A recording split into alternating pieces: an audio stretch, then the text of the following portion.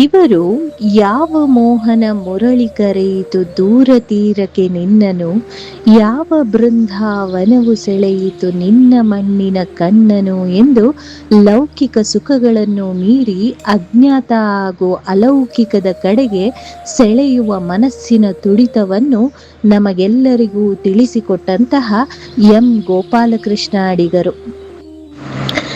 ಯಕ್ಷಗಾನದ ತವರೂರಾದಂತಹ ದಕ್ಷಿಣ ಕನ್ನಡ ಜಿಲ್ಲೆಯ ಕುಂದಾಪುರ ತಾಲೂಕಿನ ಮೋಗೇರಿ ಎಂಬ ಹಳ್ಳಿಯಲ್ಲಿ ಕನ್ನಡ ನವ್ಯ ಕಾವ್ಯದ ಯುಗ ಪುರುಷರೆನಿಸಿದಂತಹ ಗೋಪಾಲಕೃಷ್ಣ ಅಡಿಗರವರು 18 ಫೆಬ್ರವರಿ 1918ರಂದು ಜನಿಸುತ್ತಾರೆ. ಪುರೋಹಿತ ಮನೆತನದವರಾದರೂ ಜೀವನಕ್ಕೆ ಬೇಸಾಯವನ್ನೇ ಮುಖ್ಯ ಆಸರೆಯಾಗಿಟ್ಟುಕೊಂಡಿದ್ದಂತಹ ರಾಮಪ್ಪ ಅಡಿಗ ಮತ್ತು ಗೌರಮ್ಮ ಅವರ 5 ಗಂಡು ಮಕ್ಕಳು ಮತ್ತು 5 ಹೆಣ್ಣು ಮಕ್ಕಳಲ್ಲಿ ಗೋಪಾಲಕೃಷ್ಣ ಅಡಿಗರವರು ಮೂರನೆಯವರು. 1943-44ರ ಸುಮಾರಿಗೆ ಲಲಿತಮ್ಮನವರನ್ನು ಕೈ ಹಿಡಿದಂತಹ ಗೋಪಾಲಕೃಷ್ಣ ಅಡಿಗರಿಗೆ 3 ಹೆಣ್ಣು ಮಕ್ಕಳು ಹಾಗೂ 2 ಗಂಡು ಮಕ್ಕಳಿದ್ದರು. ಅವಿಭಕ್ತ ಕುಟುಂಬದಲ್ಲಿ ಹುಟ್ಟಿದಂತಹ ಅಂತರ್ಮುಖಿಯಾಗಿ ಬೆಳೆದಂತಹ ಅಡಿಗರ ಮನೆಯ ಪರಿಸರವು ಒಂದು ರೀತಿ ಕಲೆ ಮತ್ತು ಸಾಹಿತ್ಯ ವಾತಾವರಣದಿಂದ ತುಂಬಿತ್ತು. ಅಜ್ಜ, ಅಜ್ಜಿ, ಸೋದರತ್ತೆ, ಚಿಕ್ಕಪ್ಪ ಎಲ್ಲರಿಗೂ ಪದ್ಯ ರಚನೆ ಅನ್ನುವಂಥದ್ದು ಸಹಜವಾಗಿಯೇ ಬಂದಿತ್ತು. ಹೀಗಾಗಿ ಬಾಲ್ಯದಲ್ಲಿಯೇ ಯಕ್ಷಗಾನದ ಗುಂಗಿಗೆ, ಓದಿನ ಹುಚ್ಚಿಗೆ ಬಿದ್ದಂತಹ ಗೋಪಾಲಕೃಷ್ಣ ಅಡಿಗರವರು 13ನೆಯ ವಯಸ್ಸಿಗೆ ಪದ್ಯ ರಚನೆಗೆ ತೊಡಗಿದರು. ಈ ಕಾಲಕ್ಕೆ ಪಠ್ಯ ಪುಸ್ತಕದಲ್ಲಿನ ಪಂಜೆ ಮಂಗೇಶರಾಯರ, ಜಯ ಕರ್ನಾಟಕದ ಬೇಂದ್ರೆಯವರ ಕವಿತೆಗಳು ಮಾತ್ರವಲ್ಲದೆ ನಲ್ಮೆಯ ಕಡಂಗೋಡ್ಲು ಶಂಕರ ಭಟ್ಟರ ಕೆಲವು ಸಣ್ಣ ಕಥೆಗಳು ಮತ್ತು ಮಾಸ್ತಿಯವರನ್ನು ಸಹ ಇವರು ಓದಿಕೊಂಡಿದ್ದರು. ವಿವೇಕಾನಂದರನ್ನು ಕುರಿತು ಪುಸ್ತಕವನ್ನು ತಿರುವಿ ಹಾಕಿ ಗಾಂಧೀಜಿಯವರ ಪ್ರಭಾವದಿಂದ ಕೆಲವು ನೀತಿ ನಿಯಮಗಳನ್ನು ಅವರ ಬದುಕಿನಲ್ಲಿ ಅಳವಡಿಸಿಕೊಂಡಿದ್ದರು. ಇವರ ಪೂರ್ಣ ಹೆಸರು ಮೊಗೇರಿ ಗೋಪಾಲಕೃಷ್ಣ ಅಡಿಗ. ಅಡಿಗರು ಮೈಸೂರು ವಿಶ್ವವಿದ್ಯಾನಿಲಯದಿಂದ BA ಆನರ್ಸ್ ಮತ್ತು MA ಪದವಿಗಳನ್ನು ಪಡೆದು ಮೈಸೂರು ಶಾರದ ವಿಲಾಸ ಮತ್ತು ಸೆಂಟ್ ಫಿಲೋಮಿನಾ ಕಾಲೇಜು ಹಾಗೂ ಸಾಗರದ ಲಾಲ್ ಬಹದ್ದೂರ್ ಶಾಸ್ತ್ರಿ ಕಾಲೇಜು, ಉಡುಪಿ ಪೂರ್ಣಪ್ರಜ್ಞಾ ಕಾಲೇಜುಗಳಲ್ಲಿ ಅಧ್ಯಾಪಕರಾಗಿ ಕಾರ್ಯನಿರ್ವಹಿಸುತ್ತಾರೆ. ನ್ಯಾಷನಲ್ ಬುಕ್ ಟ್ರಸ್ಟ್ನ ನಿರ್ದೇಶಕರಾಗಿ, ಸಿಮ್ಲಾದ ಇಂಡಿಯನ್ ಇನ್ಸ್ಟಿಟ್ಯೂಟ್ ಆಫ್ ಅಡ್ವಾನ್ಸ್ ಸ್ಟಡೀಸ್ನಲ್ಲಿ ರಿಸರ್ಚ್ ಫೆಲೋ ಆಗಿ ಕಾರ್ಯನಿರ್ವಹಿಸಿದಂತಹ ಗೋಪಾಲಕೃಷ್ಣ ಅಡಿಗರು ಸಾಕ್ಷಿ ಎಂಬ ತ್ರೈಮಾಸಿಕ ಪತ್ರಿಕೆಯ ಸಂಪಾದಕರಾಗಿರುತ್ತಾರೆ. ಇವರ ವಿಶೇಷತೆ ಎಂದರೆ ಕನ್ನಡ ನವ್ಯ ಸಾಹಿತ್ಯದ ಅಗ್ರಮಾನ್ಯ ಕವಿ ಇವರು ನವ್ಯ ಕಾವ್ಯ ಪ್ರವರ್ತಕರೂ ಹೌದು. ಲಂಕೇಶರು ಇವರನ್ನು ಒಂದು ಜನಾಂಗದ ಕಣ್ಣು ತೆರೆಸಿದ ಕವಿ ಎಂದು ವರ್ಣಿಸಿದರೆ, ವಿಮರ್ಶಾ ಲೋಕವು ಇವರನ್ನು 20ನೇ ಶತಮಾನದಲ್ಲಿ ಕನ್ನಡದಲ್ಲಿ ಬರೆಯುತ್ತಿರುವ ಮುಖ್ಯ ಭಾರತೀಯ ಕವಿ, ಜಗತ್ತಿನಲ್ಲಿಯೇ ಶ್ರೇಷ್ಠ ಕವಿ ಎಂದು ಹೊಗಳಿದೆ. ಇವರ ಕವನ ಸಂಕಲನಗಳು ಭಾವಾತರಂಗ, ಕಟ್ಟುವೆವು ನಾವು, ನಡೆದು ಬಂದ ದಾರಿ, ಚಂಡಮದ್ದಳೆ, ಭೂಮಿಗೀತ, ವರ್ಧಮಾನ, ಇದನ್ನು ಬಯಸಿರಲಿಲ್ಲ, ಮೂಲಕ ಮಹಾಶಯರು, ಬತ್ತಲಾರದ ಗಂಗೆ, ಚಿಂತಾಮಣಿಯಲ್ಲಿ ಕಂಡ ಮುಖ, ಸುವರ್ಣ ಪುತ್ಥಳಿ, ಬಾ ಇತ್ತ ಇತ್ತ ಅನ್ನುವಂಥದ್ದು. ಭಾವಾತರಂಗ ಅನ್ನುವಂಥದ್ದು 1946ರಲ್ಲಿ ಪ್ರಕಟಗೊಂಡಂತಹ ಅಡಿಗರ ಪ್ರಥಮ ಕವನ ಸಂಕಲನ. ಇದಕ್ಕೆ ಬೇಂದ್ರೆಯವರು ಮುನ್ನುಡಿಯನ್ನು ಬರೆದಿರುವಂಥದ್ದು. ಕವಿಯ ಆಂತರಿಕ ಚಡಪಡಿಕೆ, ಪ್ರೇಮ, ಗೆಳೆತನದಲ್ಲಿನ ಏರಿಳಿತಗಳು ಮತ್ತು ಸ್ವಾತಂತ್ರ್ಯ ಸಂಗ್ರಾಮದ ಪ್ರಭಾವಗಳು ಇದರಲ್ಲಿನ ಕವಿತೆಗಳಲ್ಲಿ ಪ್ರಮುಖ ವಸ್ತುವಾಗಿರುವಂಥದ್ದು. ಕಟ್ಟುವೆವು ನಾವು ಅನ್ನುವಂಥದ್ದು 1948ರಲ್ಲಿ ಪ್ರಕಟವಾದಂತಹ ಅಡಿಗರ 2ನೇ ಕವನ ಸಂಕಲನ. ಇದರಲ್ಲಿ ಒಟ್ಟು 36 ಕವನಗಳಿರುವಂಥದ್ದು. ಪೂತಿನ ಅವರು ಈ ಸಂಕಲನಕ್ಕೆ ಮುನ್ನುಡಿಯನ್ನು ಬರೆದಿದ್ದಾರೆ. ಈ ಸಂಕಲನದಲ್ಲಿರುವಂತಹ ಎಲ್ಲ ಕವನಗಳು ಅಡಿಗರ ಮೊದಲ ಘಟ್ಟದ ಅಂತರಂಗದ ಬದುಕು ಮತ್ತು ಇಂದ್ರಿಯ ಮಗ್ನತೆಯನ್ನು ಕೇಂದ್ರವಾಗಿಟ್ಟುಕೊಂಡು ಬರೆದಿರುವಂಥದ್ದು. ನಡೆದು ಬಂದ ದಾರಿ ಎನ್ನುವಂಥದ್ದು 1952ರಲ್ಲಿ ಪ್ರಕಟಗೊಳ್ಳುತ್ತದೆ. ಇದು ಇವರ 3ನೇ ಕವನ ಸಂಕಲನವಾಗಿದ್ದು ಒಟ್ಟು 47 ಕವನಗಳನ್ನೊಳಗೊಂಡಿದೆ. ನಡೆದು ಬಂದ ದಾರಿ, ಭೂಮಿ ತಾಯಿ, ನನ್ನ ಬಳಿ ಹೆಣ್ಣು, ಹೆಣ್ಣು ಭಾಗ 1 ಮತ್ತು 2, ಇಂಡಿಯನ್ ರಿಪಬ್ಲಿಕ್, ನನ್ನ ಅವತಾರ, ನಾಗರಿಕತೆ, ನಮ್ಮಿ ನಾಡು ಭಾಗ 1, 2 ಈ ಸಂಕಲನದ ಮಹತ್ವ ಕವನಗಳಾಗಿರುವಂಥದ್ದು. ಚಂಡಮದ್ದಳೆ ಅನ್ನುವಂಥದ್ದು ನವ್ಯ ಕವಿತೆಗಳ ಸಂಕಲನ. ಚಂಡಮದ್ದಳೆ ಎಂಬುದು ಕರಾವಳಿಯ ಜನಪ್ರಿಯ ಕಲೆಯಾದ ಯಕ್ಷಗಾನದ 2 ಇನ್ಮೇಳನದ ಸಾಧನಗಳು. 1954ರಲ್ಲಿ ಪ್ರಕಟವಾದಂತಹ ಈ ಸಂಕಲನದಲ್ಲಿ ಹಿಮಗಿರಿಯ ಕಂದರ, ಗೊಂದಲಾಪುರ, ಯುಗಾದಿ, ದೀಪಾವಳಿ, ಏನಾದರೂ ಮಾಡುತ್ತಿರೋ ತಮ್ಮ, ನಂದನ, ಕೃಷ್ಣ ಕೊಳಲು ಎಂಬ 7 ಕವನಗಳನ್ನು ಒಳಗೊಂಡಿರುವಂಥದ್ದು. ಇದರಲ್ಲಿ ಬರುವಂತಹ ಗೊಂದಲಪುರ ಅನ್ನುವಂತಹ ಕವನದಲ್ಲಿ ಅಡಿಗರು ಶಿವನ 3ನೆಯ ಕೆಂಪು ಕಣ್ಣು ತೆಗೆದು ಸುತ್ತಮುತ್ತಲಿನ ವಾಸ್ತವತೆಯನ್ನು ನೋಡುವಂತಹ ಪ್ರಯತ್ನವನ್ನು ಮಾಡಿದ್ದಾರೆ.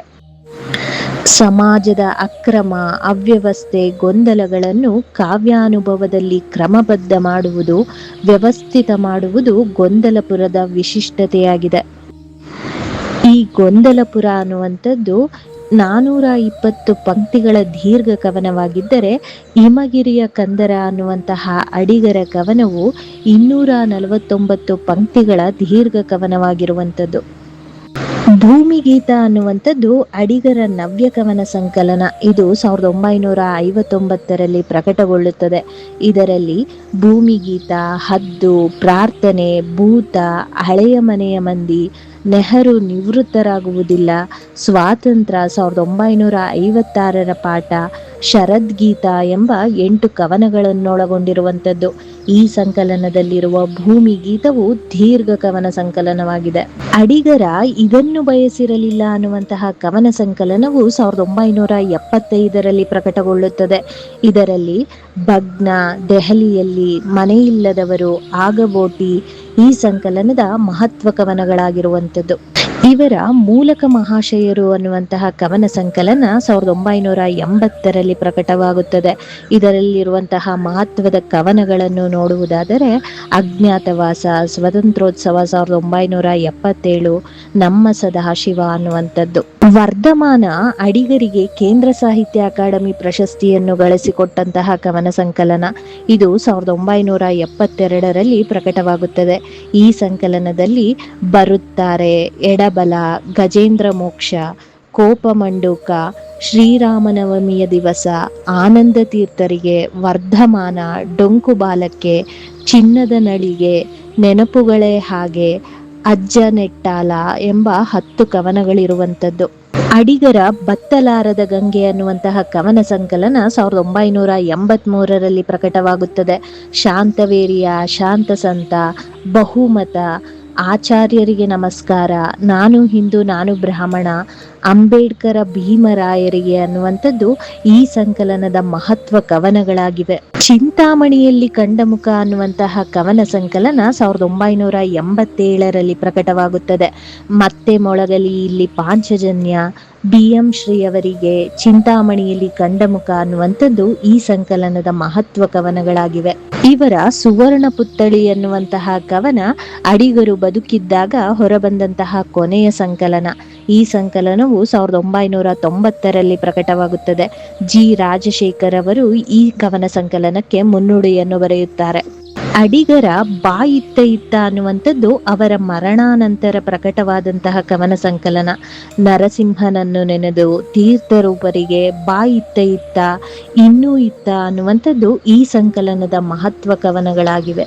ಇವರ ಆಯ್ದ ಕವನ ಸಂಕಲನವಾದ ಆರೋಹಣ ಅನ್ನುವಂಥದ್ದು 1974ರಲ್ಲಿ ಪ್ರಕಟವಾದರೆ, ಅಡಿಗರ ಆಯ್ದ ಕವನಗಳು ಅನ್ನುವಂಥದ್ದು 1964ರಲ್ಲಿ ಪ್ರಕಟಗೊಳ್ಳುತ್ತದೆ.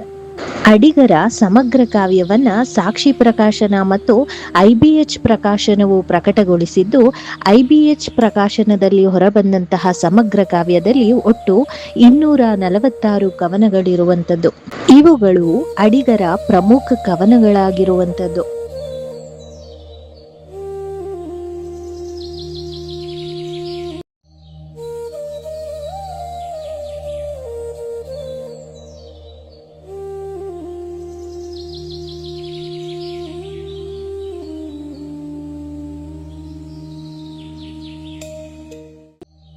ಅಡಿಗರು ಆಕಾಶದೀಪ ಅನ್ನುವಂತಹ ಕಾದಂಬರಿ 1952ರಲ್ಲಿ, ಅನಾಥೆ ಅನ್ನುವಂತಹ ಕಾದಂಬರಿ 1958ರಲ್ಲಿ ಪ್ರಕಟಗೊಳಿಸಿದ್ದರು.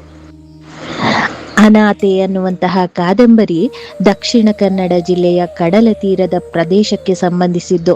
ಇದು ಸಂಸಾರ ಸುಖದಿಂದ ವಂಚಿತಳಾದಂತಹ ಒಂದು ಹೆಣ್ಣಿನ ಕಥೆಯನ್ನು ಒಳಗೊಂಡಿದೆ. ಗಿರಡ್ಡಿಯವರ ಅಭಿಪ್ರಾಯದಂತೆ ಅಡಿಗರ ಆಕಾಶದೀಪ ಕಾದಂಬರಿಯು ತಮ್ಮ ಒಳತೋಟಿ ಕವನದ ವಸ್ತುವನ್ನು ಆಧರಿಸಿ ರಚಿಸಿದಂತಹ ಕಾದಂಬರಿ ಎಂದಿದ್ದಾರೆ. ಅಡಿಗರು ಬರೆದಂತಹ ಉಲಿರಾಯ ಮತ್ತು ಇತರ ಕಥೆಗಳು ಅನ್ನುವಂತಹ ಏಕೈಕ ಕಥಾ ಸಂಕಲನವು 1990ರಲ್ಲಿ ಪ್ರಕಟಗೊಳ್ಳುತ್ತದೆ. ಮಣ್ಣಿನ ವಾಸನೆ, ವಿಚಾರಪಥ, ಕನ್ನಡದ ಅಭಿಮಾನ, ನಮ್ಮ ಶಿಕ್ಷಣ ಕ್ಷೇತ್ರ ಅನ್ನುವಂಥದ್ದು ಅಡಿಗರು ಬರೆದಂತಹ ವೈಚಾರಿಕ ಬರಹಗಳಾಗಿವೆ. ಇವರು ಬರೆದಂತಹ ಅನುವಾದಿತ ಕೃತಿಗಳನ್ನು ನೋಡುವುದಾದರೆ ಸುವರ್ಣಕೀಟ, ರೈತರ ಹುಡುಗಿ, ಜನತೆಯ ಶತ್ರು, ಭೂಗರ್ಭ ಯಾತ್ರೆ, ಹುಲ್ಲಿನ ದಳಗಳು, ಮುಕ್ತಫಲ, ಇತಿಹಾಸ ಚಕ್ರ, ಬನದ ಮಕ್ಕಳು, ಟೈಪಿ, ಕೆಂಪು ಅಕ್ಷರ, 4 ಮಂದಿ ಗೆಳೆಯರ ಕತೆ, ಕೆಸರಿನಿಂದ ಶಿಖರಕ್ಕೆ, ಕಾವ್ಯ ಜಗತ್ತು ಅನ್ನುವಂಥದ್ದು ಇವರ ಅನುವಾದಿತ ಕೃತಿಗಳು. ಅಡಿಗರ ಸುವರ್ಣಕೀಟ ಅನ್ನುವಂತಹ ಅನುವಾದಿತ ಕೃತಿ ಅಮೇರಿಕನ್ ಲೇಖಕರಾದಂತಹ ಎಡ್ಗರ್ ಅಲೆನ್ ಫೋನ್ ಅವರ ದಿ ಗೋಲ್ಡ್ ಬಗ್ ಅನ್ನುವಂತಹ ಕೃತಿಯ ಅನುವಾದವಾಗಿದೆ. ರೈತರ ಹುಡುಗಿ ಅನ್ನುವಂಥದ್ದು ಮೊಫಾಸಾ ಅವರು ಬರೆದಂತಹ ಫ್ರೆಂಚ್ ಕಥೆಗಳ ಅನುವಾದವಾದರೆ, ಜನತೆಯ ಶತ್ರು ಅನ್ನುವಂಥದ್ದು ಇಬ್ಸನ್ನ the enemy of the people ಅನ್ನುವಂತಹ ನಾಟಕದ ಅನುವಾದವಾಗಿದೆ. ಹುಲ್ಲಿನ ದಳಗಳು ಅನ್ನುವಂಥದ್ದು ವಾಲ್ಟ್ ವಿಟ್ಮನ್ ಅವರ ಲೀವ್ಸ್ ಆಫ್ ಗ್ರಾಸ್ ಅನ್ನುವಂತಹ ಸಂಕಲನದ ಅನುವಾದವಾದರೆ, ಭೂಗರ್ಭ ಯಾತ್ರೆ ಅನ್ನುವಂಥದ್ದು ಜೋಲ್ಸ್ ವರ್ನ್ ಅವರ a journey to the centre of the earth ಅನ್ನುವಂತಹ ಕೃತಿಯ ಅನುವಾದವಾಗಿದೆ. ನೆನಪಿನ ಗಣಿಯಿಂದ ಅನ್ನುವಂಥದ್ದು ಗೋಪಾಲಕೃಷ್ಣ ಅಡಿಗರವರ ಆತ್ಮಕಥೆ. ಗೋಪಾಲಕೃಷ್ಣ ಅಡಿಗರ ಸಮಗ್ರ ಗದ್ಯವು 1977ರಲ್ಲಿ ಪ್ರಕಟವಾಗಿದ್ದು, ಈ ಸಮಗ್ರ ಗದ್ಯ ಸಂಕಲನವು ಸಾಕ್ಷಿ ಪ್ರಜ್ಞೆ ಎಂಬ ಹೆಸರಿನಲ್ಲಿ 2004ರಲ್ಲಿ ಮರುಮುದ್ರಣವಾಗಿದೆ. ಅಡಿಗರಿಗೆ 1968ರಲ್ಲಿ ಸಂವೇದನೆ ಎಂಬ ಅಭಿನಂದನಾ ಗ್ರಂಥವನ್ನು, ಮರಣೋತ್ತರವಾಗಿ 1997ರಲ್ಲಿ ಅನನ್ಯ ಎಂಬ ಗೌರವ ಗ್ರಂಥವನ್ನು ಸಮರ್ಪಿಸಲಾಗಿದೆ. ಗೋಪಾಲಕೃಷ್ಣ ಅಡಿಗರು 1971ರಲ್ಲಿ ಶಿಕ್ಷಣ ಕ್ಷೇತ್ರವನ್ನು ತ್ಯಜಿಸಿ ನ್ಯಾಷನಲ್ ಬುಕ್ ಟ್ರಸ್ಟ್ನ ನಿರ್ದೇಶಕರಾಗಿ ಸೇವೆಯನ್ನು ಸಲ್ಲಿಸುತ್ತಾರೆ. 1974ರಲ್ಲಿ ಅಮೆರಿಕ ವಿಶ್ವವಿದ್ಯಾಲಯಗಳಲ್ಲಿ ವಿಶೇಷ ಉಪನ್ಯಾಸವನ್ನು ನೀಡಿದರು.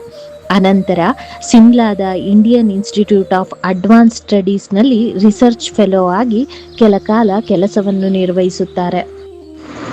1971ರಲ್ಲಿ ಜನಸಂಘದ ಅಭ್ಯರ್ಥಿಯಾಗಿ ಸಂಸತ್ತಿನ ಚುನಾವಣೆಗೆ ಸ್ಪರ್ಧಿಸಿದಂತಹ ಅಡಿಗರನ್ನು ಗುರುತಿಸಿ ಗೌರವಿಸಿದಂತಹ ಮೊದಲ ಹಿರಿಮೆ ಮಹಾರಾಜ ಕಾಲೇಜಿಗೆ ಸಲ್ಲಬೇಕು. 1941ರಲ್ಲಿ ಅವರ ಒಳತೋಟಿ ಎನ್ನುವಂತಹ ಕವಿತೆಗೆ BM ಶ್ರೀ ಅವರ ರಜತ ಮಹೋತ್ಸವ ಕವಿತಾ ಸ್ಪರ್ಧೆಯ ಸುವರ್ಣ ಪದಕ ಬಂದಿತು. ಅನಂತರ 1947ರಲ್ಲಿ ಮೈಸೂರು ರಾಜ್ಯ ಸಾಹಿತ್ಯ ಅಕಾಡೆಮಿಯ ಗೌರವ ಪ್ರಶಸ್ತಿ, 1952ರಲ್ಲಿ ವರ್ಧಮಾನ ಸಂಕಲನಕ್ಕೆ ಕೇಂದ್ರ ಸಾಹಿತ್ಯ ಅಕಾಡೆಮಿ ಪ್ರಶಸ್ತಿ, 1979ರಲ್ಲಿ ಕೇರಳದ ಕುಮಾರಾಶನ್ ಪ್ರಶಸ್ತಿ, 1980ರಲ್ಲಿ ದಕ್ಷಿಣ ಕನ್ನಡದ ವರ್ಧಮಾನ ಪೀಠದ ಬಹುಮಾನ, 1989ರಲ್ಲಿ ಮಧ್ಯಪ್ರದೇಶದ ಕಬೀರ್ ಸಮ್ಮಾನದಂತಹ ಪ್ರಶಸ್ತಿಗಳು ಬಂದವು. 1979ರಲ್ಲಿ ಧರ್ಮಸ್ಥಳದಲ್ಲಿ ನಡೆದಂತಹ ಕನ್ನಡ ಸಾಹಿತ್ಯ ಸಮ್ಮೇಳನದ ಅಧ್ಯಕ್ಷ ಪೀಠವನ್ನಲಂಕರಿಸಿದರು.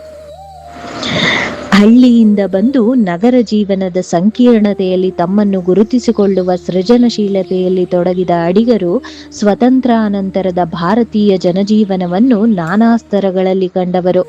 ದೇಶದ ಒಳಿತು ಅವರಿಗೆ ತುಂಬಾ ಮಹತ್ವದ್ದಾಗಿತ್ತು ಮತ್ತು ವೈಯಕ್ತಿಕ ಬದುಕಿನ ಮುಖ್ಯ ಕಾಳಜಿಗಳಲ್ಲೊಂದಾಗಿತ್ತು. ಹೊಸ ಸಂವೇದನೆ ಹಾಗೂ ಹೊಸ ಅಭಿವ್ಯಕ್ತಿಗಳ ಮೂಲಕ ಮಾರ್ಗದರ್ಶಕರಾಗಿ ಕನ್ನಡ ಸಾಹಿತ್ಯಕ್ಕೆ ಹೊಸ ಆಯಾಮವನ್ನು ನೀಡಿದ ಅಡಿಗರು ಕನ್ನಡ ಸಾಹಿತ್ಯ ಕ್ಷೇತ್ರದಲ್ಲಿ ಧ್ರುವತಾರೆಯಾಗಿದ್ದಾರೆ. ಇಂತಹ ಧ್ರುವತಾರೆ ಅಸ್ಥಾಂಗತವಾದದ್ದು 14 ನವೆಂಬರ್ 1992ರಲ್ಲಿ. ಗೋಪಾಲಕೃಷ್ಣ ಅಡಿಗರ ಕುರಿತಾದಂತಹ ಈ ಕಿರುಮಾಹಿತಿಯ ವಿಡಿಯೋ ಇಷ್ಟವಾದಲ್ಲಿ ಲೈಕ್ ಮತ್ತು ಶೇರ್ ಮಾಡುವುದನ್ನು ಮರೆಯಬೇಡಿ. ಜೊತೆಗೆ ನಿಮ್ಮ ಅನಿಸಿಕೆಯನ್ನು ಕಮೆಂಟ್ ಮೂಲಕ ತಿಳಿಸಿ. ಧನ್ಯವಾದಗಳು.